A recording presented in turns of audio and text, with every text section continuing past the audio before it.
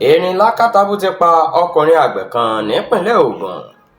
Ẹni orí yọ dilé lọ̀rọ̀ dà nílùú kan tí wọ́n pè ní Ìmọ̀bí níjọba ìbílẹ̀ ìlà oòrùn Ìjẹ̀bú nípìnlẹ̀ Ogun lọ́jọ́ Túsídẹ̀ẹ́ ọ̀sẹ̀ yìí nígbà tí Erin lakatabu pa ọkùnrin àgbẹ̀ kan sínú oko rẹ̀.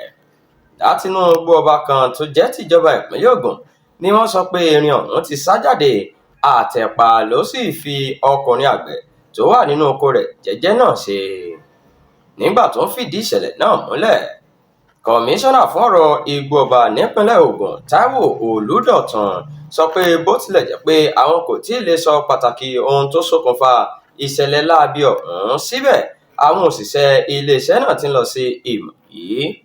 Àmọ́ ṣá, gbogbo àwọn èèyàn ìlú náà ni wọ́n ń ké gbàjarè sí ìjọba gómìnà Dàpọ̀ Abíọ́dún láti ṣètò ààbò tó péye fún wọn nítorí kì í ṣe ìgbà àkọ́kọ́ nìyí tí ìṣẹ̀lẹ̀ bẹ́ẹ̀ yóò ṣẹlẹ̀ níbi tí àwọn ẹranko búburú ti dédé máa ń yọ wọnú ìlú náà.